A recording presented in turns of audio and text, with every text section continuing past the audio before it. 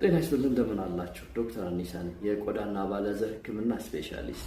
ዛሬ በሰሞኑን በህፃናት ላይ በብዛት እየተከሰተ ስላለው የአለርጂ አይነት ነግራችኋለሁ።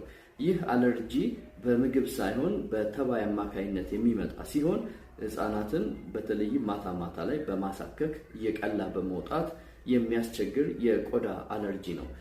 እዚህ በምስሉ ላይ የምትመለከቱት የቆዳ ችግር የሚከሰተው በዋነኝነት በአይን በማይታዩ ማይትስ በሚባሉ ተባዮች ሲሆን በተጨማሪም በአይን በሚታዩ እንደ ቁንጫ፣ ትኋንና ቅማል ባሉ ተባዮችም ቆዳቸውን በማስቆጣት ቆዳ ላይ የሚከሰት የቆዳ ችግር ነው።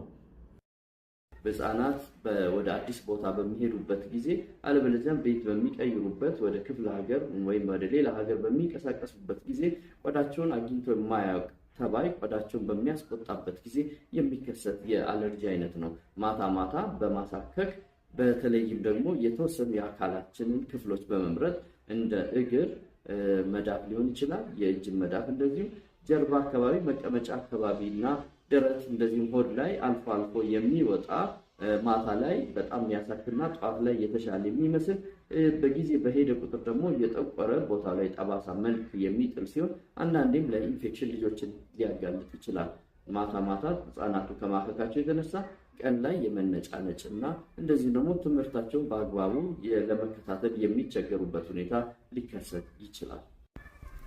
ይህንን የተባይ አለርጂ ለመከላከል የተለያዩ እርምጃዎችን መውሰድ ይቻላል። አንዱ ቤትን ማጽዳት፣ ማናፈስ፣ ሌሊት የሚለበሱ ልብሶችን ፀሐይ ላይ ማስጣት፣ በተለይም ምንጣፎችን ማጽዳትና ከናካቴው ከቤት ማውጣት ሊያስፈልግ ይችላል።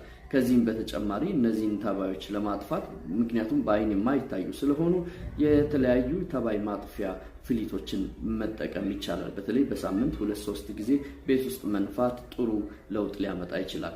መረሳት የሌለበት ነገር እነዚህ ተባዮች ወቅት እየጠበቁ ስለሚመጡና እንደዚሁም ህፃናቱ ተባዮቹ ወዳሉበት ቦታ ከሄዱ ሊመላለስ ስለሚችል የተለያዩ መፍትሄዎችን መጠቀም ይሻል፣ እንዳይመለስ ማድረግ ቢከብድም ማለት ነው። ከዚህ በተጨማሪ ችግሩ በሚከሰትበት ወቅት ሐኪሞች